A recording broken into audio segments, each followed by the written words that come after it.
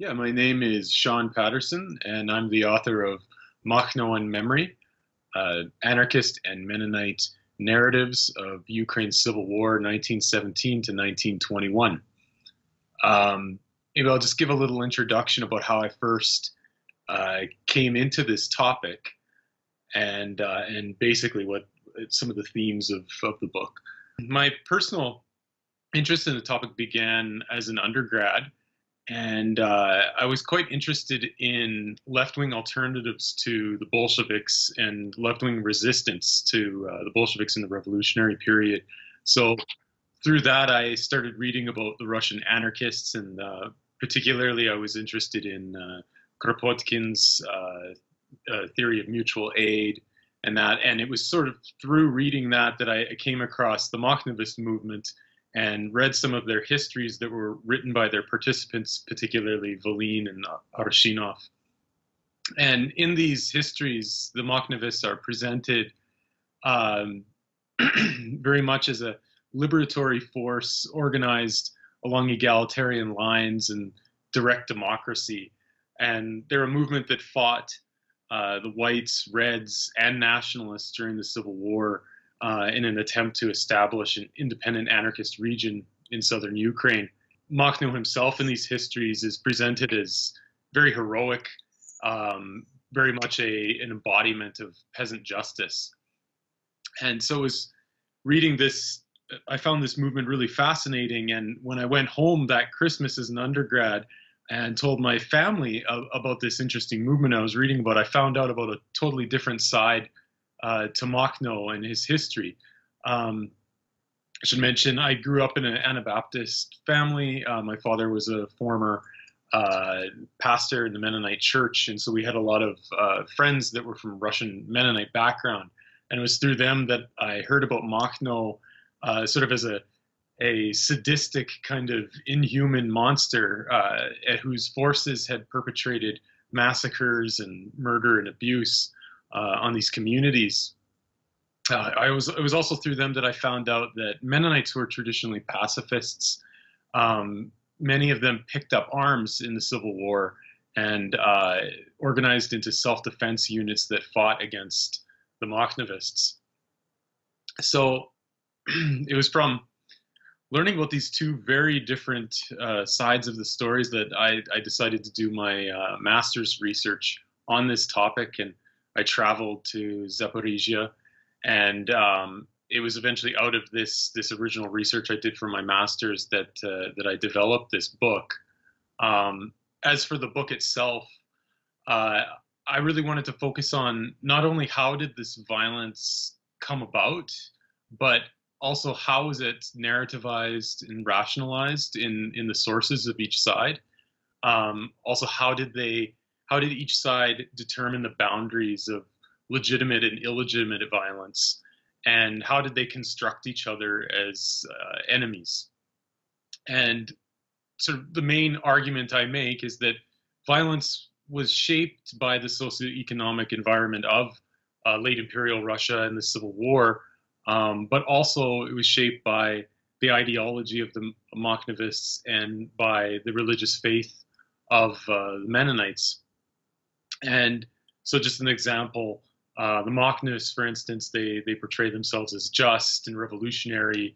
The violence is a necessary part of class conflict, and enemies are class enemies, described as kulaks, pomeshchiks, or German and White Army collaborators. On the other side, Mennonites portray Makhnovists often as literally demonic, like spiritually demonic even. Often they're non-ideological. The Makhnovists are non-ideological in their violence. They're unrestrained, and sometimes their motivation is assumed to be a hatred of Germans or a hatred of religion even. Some Mennonites, they defended their picking up of arms by saying that it was purely defensive and not offensive in nature. Other Mennonites, they emphasize religious martyrdom as sort of part of the narrative and story that they're telling. a lot of pacifists, so those Mennonites who held to their pacifist traditions throughout the Civil War, they portray violence as an indication of the spiritual fallen nature of humanity, both of Makhnovists and Mennonites. And Makhno is sometimes portrayed as almost as a scourge of God, punishing the Mennonites for their sins and moral failings. So these are sort of general patterns that I look at. But one thing that I found is when I dug deeper, I found reflections of each side's narrative in each other. So I call these narrative fissures, where you can see the other side in the other sources. So in Makhnovist literature, there's hints of excessive violence and atrocities, and in Mennonite literature, you find cases of violence that is offensive in nature that the self-defense was involved in. You also find Mennonites who were critical of late imperial socioeconomics and the relationship that Mennonites had developed with Ukrainian peasants in sort of this master-servant relationship in the late 19th century. You also find personal encounters with Makhno, where he does show a sense of justice, right, or at least seeking to follow a code of justice. There's also Mennonites who end up joining the Makhnovists. So there's sort of this very complicated, nuanced interaction between the sources and how they reflect each other in unexpected ways. And it was in my book that I really wanted to bring both sides into dialogue with each other. So at the most basic level, Nestor Makhno is an anarchist peasant. He led a large-scale rural insurgency during the Revolutionary and Civil War period in Ukraine. He himself was born in 1888 on November 7th, coincidentally, which becomes the date of the revolution, as well as the date of one of the massacres that I look at in my book. So he was born in Halyna to a poor peasant family. He was the youngest of four brothers. Both of his parents were former serfs, and his father died when Makhno was still an infant, which left the family impoverished. As a result, Makhno ended up working as a child laborer on local estates from the age of 8 years old. And in his memoirs, he describes working on at least one Mennonite estate, and he describes being whipped at that estate. At another estate, unspecified one, he describes witnessing even more extreme abuse, at which he says that that's where he first develops his hatred of the ruling classes. So he attributes this to sort of the abuse that he experiences in the workplace as a youth. By the time he's a late teen, he's joined a local anarcho-communist group called the Union of Poor Peasants, and they're involved in propaganda, but they're also involved in robbery of wealthy people, arson of estates, and they end up murdering a local police chief. Makhno himself is arrested after attempting to blow up the local police station, and he's convicted of terrorist offenses and sentenced to death. However, his age allowed his sentence to be commuted to a life of hard labor, which he was to serve in the Butyrka prison in Moscow. So in prison, he delves deeper into anarchist ideology and readings, especially Kropotkin. It's also there that he meets Arashinov, who becomes an important intellectual in the Makhnovist movement. And finally, in the February Revolution in 1917, Makhno is released as part of a political prisoner amnesty. And it's at that point that he returns to Halyna. where he and other anarchists begin to organize the local peasants to seize land from wealthy landowners and redistribute it. It's also at that time that they start setting up communes, some of which are on former Mennonite estates.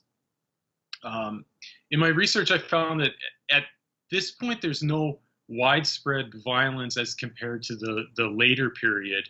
However, Makhno does see the Mennonite colonies and German colonies as an implicit threat because he does disarm them. He sends his men in there, and they confiscate weapons and anything that they feel that could be used to resist against them.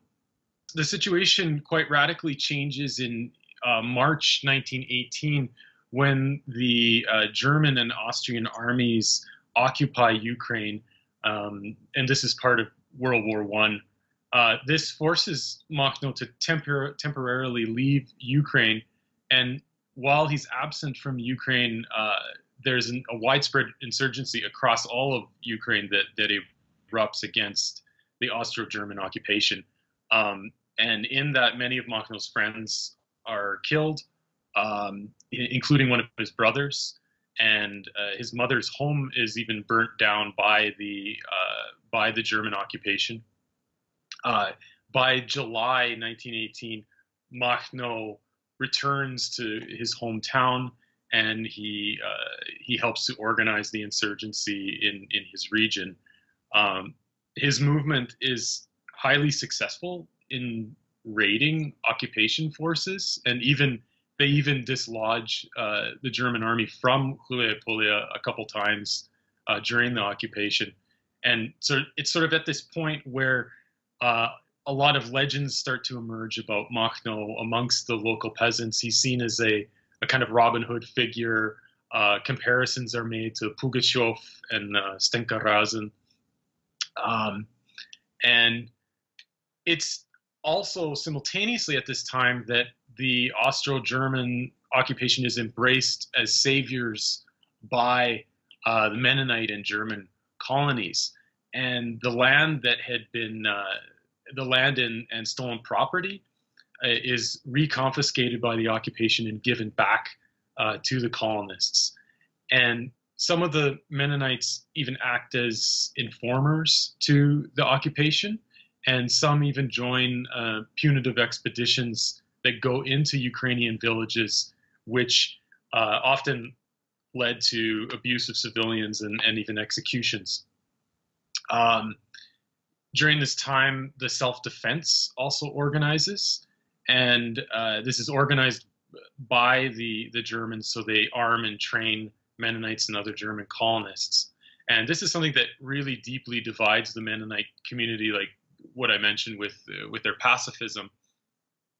And so that remains a point of contention throughout the Civil War of whether or not to pick up arms or not, and it is even still today somewhat controversial decision that they made.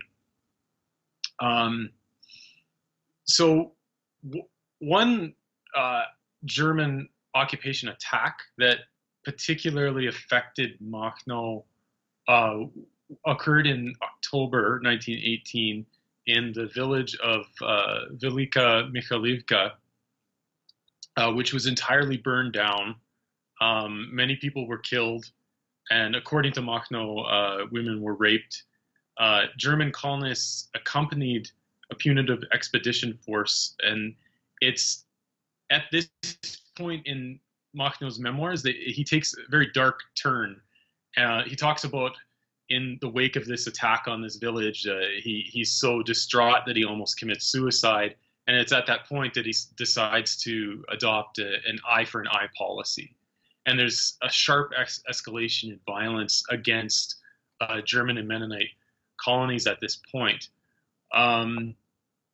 So in his memoirs, he even describes going into a Catholic German colony and destroying it. And yet Makhno also, you see in the memoirs this tension between seeking vengeance, but also trying to limit it with a kind of revolutionary code. And so in his memoirs, he talks about realizing that the killing could go too far, and he needed to introduce ground rules for engaging the enemy. And this is backed up by archival documents as well, that there were attempts to sort of rein in some of the really excessive violence. However, how successful that was is debatable, because in the fall of 1918, you see over 80 Mennonites that are murdered, and an unknown number of German colonists. So it's also exactly at this time that you see civil war across former Imperial Russian territory developing. The Austro-Germans withdraw from Ukraine at the end of World War I in November, and the Ukraine becomes a theater of war for the civil war, seeing the White Army and the Red Army battling each other. So in between the Red and the White Army, Makhno establishes sort of temporary alliances with the Bolsheviks. He sees in the White Army a common class enemy, so he's willing to make these deals with the Bolsheviks to fight the Whites, even though as an anarchist he's against sort of the centralizing socialism of the Bolsheviks. So there's always this tension, and the alliances are very unstable, and they're marked by betrayal. But he continues to fight the Whites and Mennonite self-defense in the region. But by August 1919, Makhno's been pushed out of the region and into central Ukraine, where he finds himself encircled by a detachment of White Army soldiers. And it's at this point in September 1919 that Makhno breaks out of encirclement and crashes into the rear guard of the White Army, just as the White Army is attempting to move on Moscow. And so this radically disrupts the White campaign. The Whites are forced to redeploy troops to deal with Makhno, and some historians have suggested that this was played a critical role in saving the Bolsheviks at this point. Makhno manages to take over a very large area in fall of 1919, an area that included today's cities of Zaporizhzhia, Dnipro, Berdyansk, and of course Halyna. They also occupy many German and Mennonite colonies, and it's at this time that the violence escalates to a new level, and in which there's a series of massacres from October to December 1919, in which over 800 Mennonites are killed in 6 weeks. And the one massacre that I look at particularly in my book is the Eichenfeld massacre. As I mentioned, sort of the violence, it occurs in stages, escalating in that year between fall 1918 and 1919. And again, just to reemphasize, it's the Makhnovists articulate it on the grounds of defeating counter-revolutionaries, collaborators. It's part of class conflict and seizing the land. But there's also in the literature you find these hints of things of far more darker elements and violence. There's frequent reports and orders coming from the commanders and intellectuals of the movement for they need more discipline, and they're calling on the rank and file to stop killing civilians on the basis of nationality. So there's anti-Semitic, there's attacks on Jews and Germans, and this is not being ordered from the leadership high up, but rather occurring at the rank and file level. And it leads many of the victims to interpret the violence as being targeted against their ethnicity, and which is not the case in terms of the leadership and how they articulated that violence, but it is the case in terms of it often is the case in terms of at the rank and file level. You find evidence of anti-Semitism and anti-German sentiment at the rank and file level sometimes. There's also a very tight link between wealth and ethnicity in that region, right? Where you have, so even if the violence is aimed at a certain class of people, you have it disproportionately affecting Mennonites and Germans who disproportionately own wealth in that region. But as for the massacres themselves, they developed situationally. They weren't directed by Makhno, and there's no proof that Makhno himself was directly involved in these massacres. However, the violent rhetoric and the class-based ideology around the movement helped in shaping how that violence was expressed. In Eichenfeld, the massacre involved over 80 people, and on the night of the massacre, but it ended up being over 100 people over the next week that were killed. Many women and girls were raped as part of this, and the origins of it were most likely due to land disputes, access to certain pastures, forests, water, and such. It was also, Makhnovists justified it by the presence of a very effective self-defense unit in the village. So they were trying to root out this self-defense unit. And there was also a large-scale troop movement of Makhnovists right at that moment between Zaporizhzhia and Dnipro. So as the Makhnovists were passing through, the evidence points to that they were enlisted by local peasants to sort of take out this particular village. In terms of the pattern of murder that occurs in Eichenfeld, it's very clearly targeted at land-owning males and their sons over 16 years old.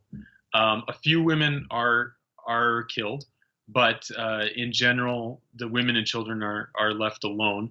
Also, poorer Mennonites were left alone. So those who didn't own land and those who were laborers or teachers were generally left alone. Survivors of the massacre, even there's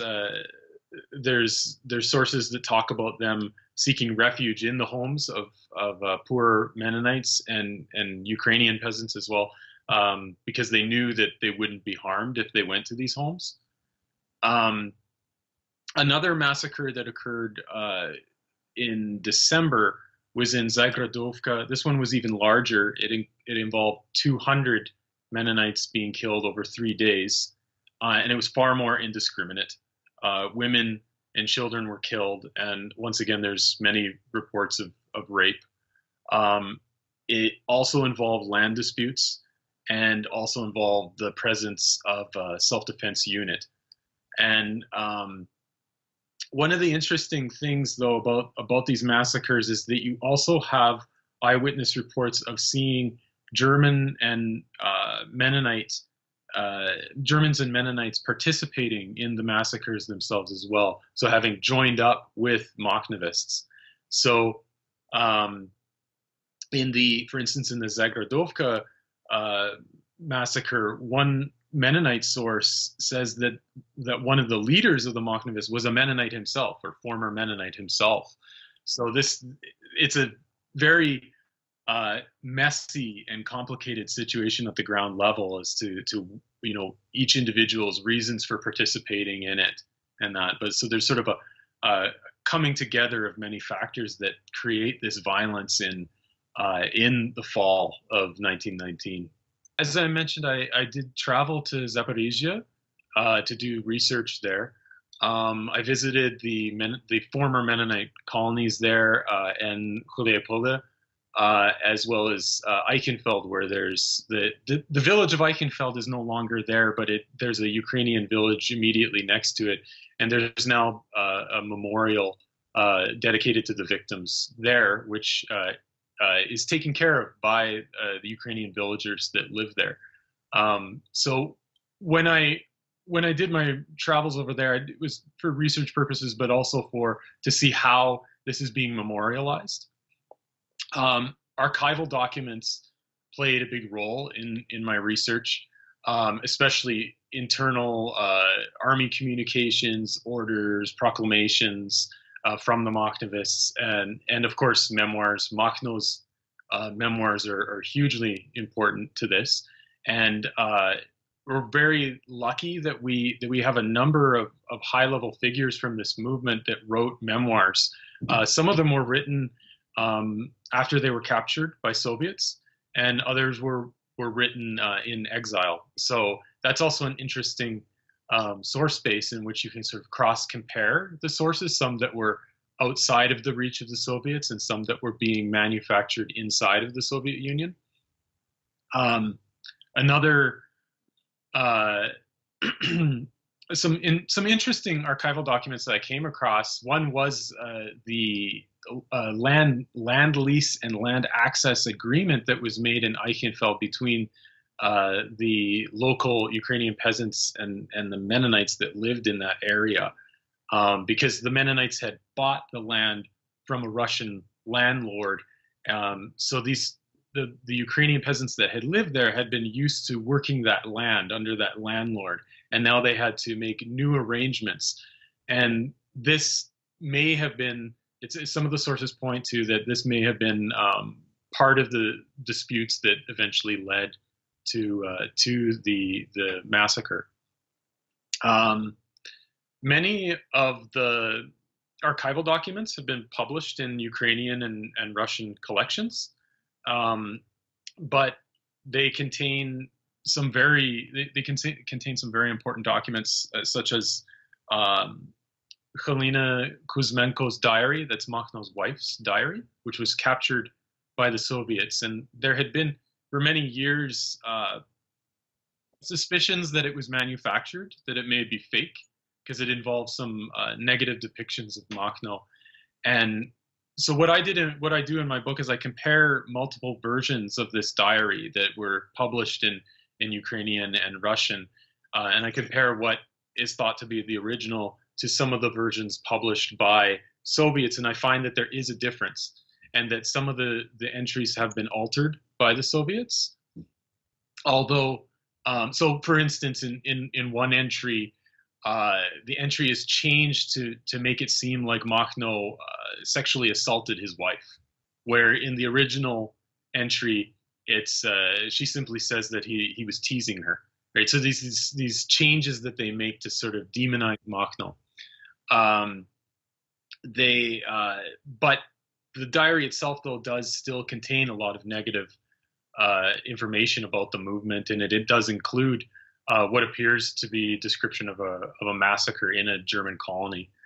Other archival documents that I worked with were in the International Institute of Social History in Amsterdam, where Voleen's papers are. Many important Makhnovist proclamations and documents are there as well. And on the Mennonite side, there were some important documents at Harvard and Toronto, some personal collections of Mennonites, their sources, as well as at the Winnipeg Heritage Center.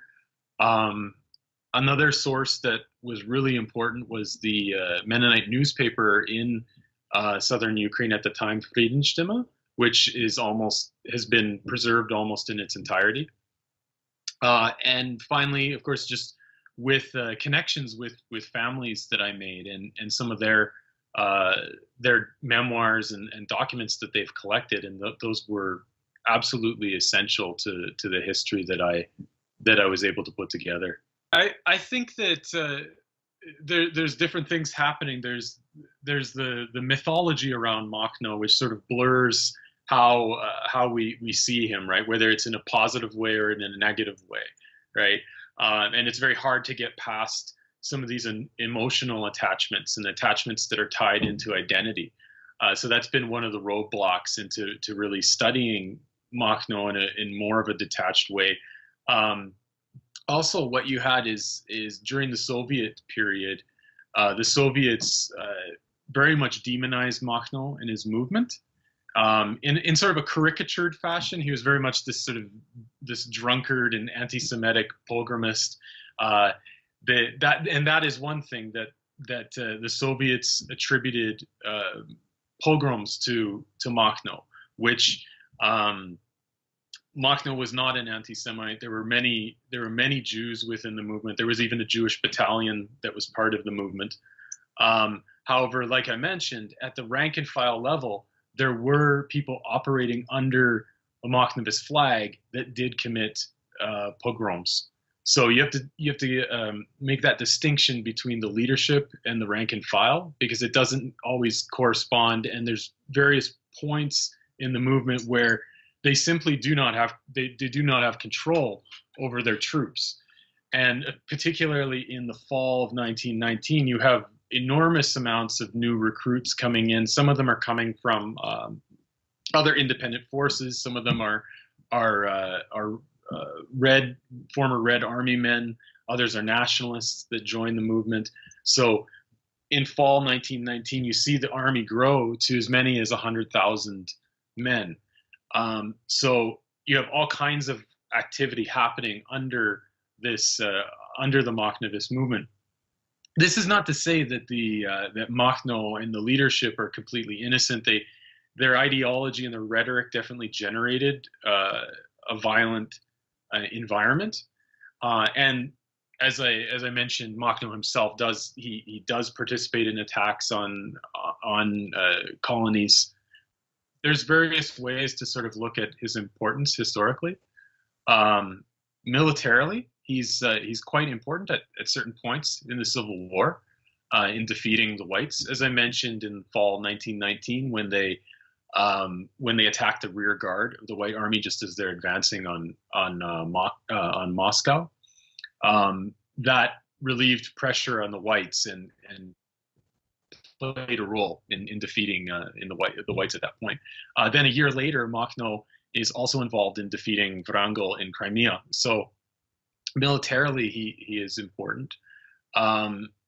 It's also the Makhnovists are also one of the main peasant insurgencies that happened against the Bolsheviks in 1921, and so they play a critical role in some ways in pushing the Bolsheviks to adopt the new economic policy.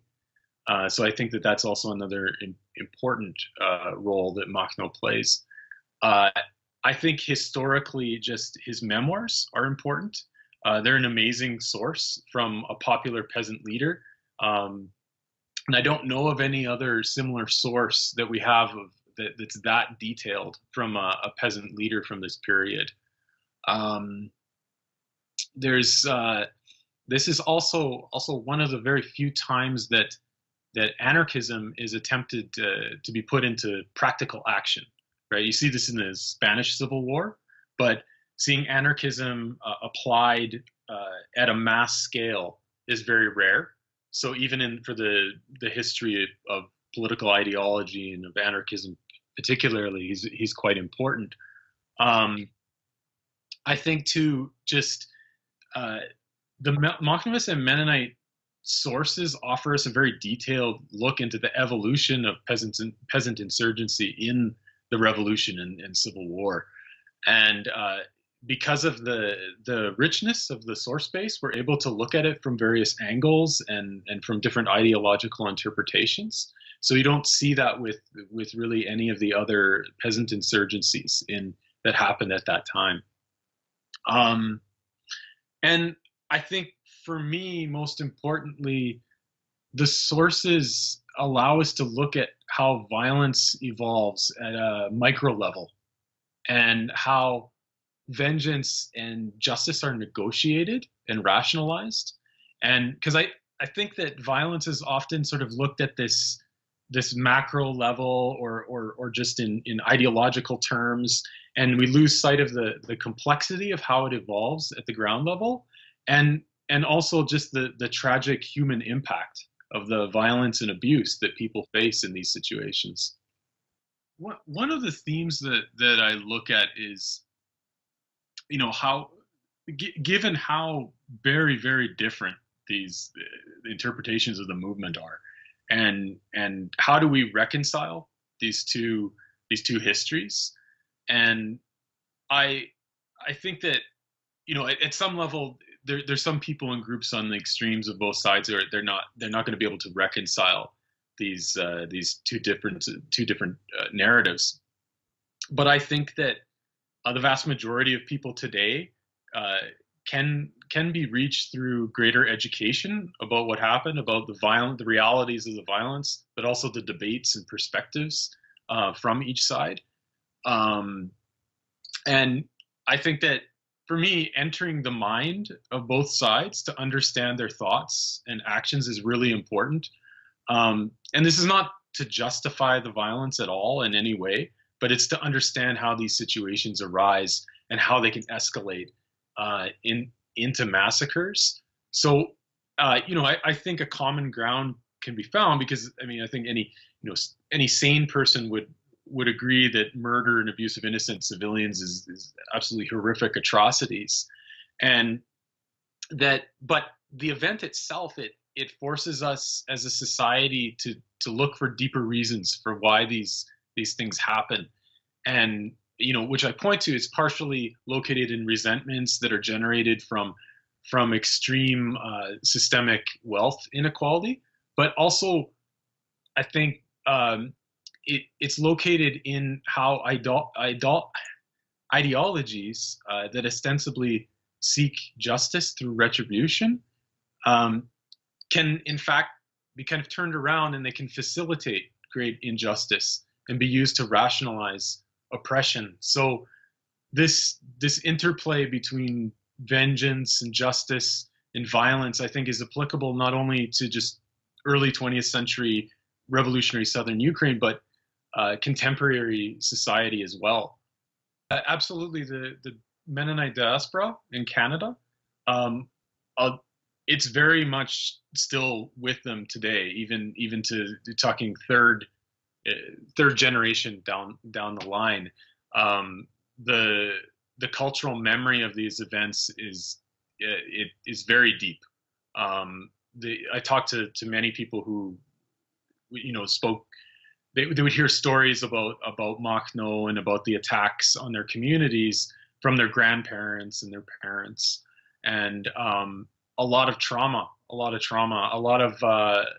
dysfunction even that occurred because of the violence, right? That affected people in their lives and trying to move forward, and then that dysfunction is passed down to their children. So there's been there has been a concerted effort within that community to try and work through that memory, which is still going on today.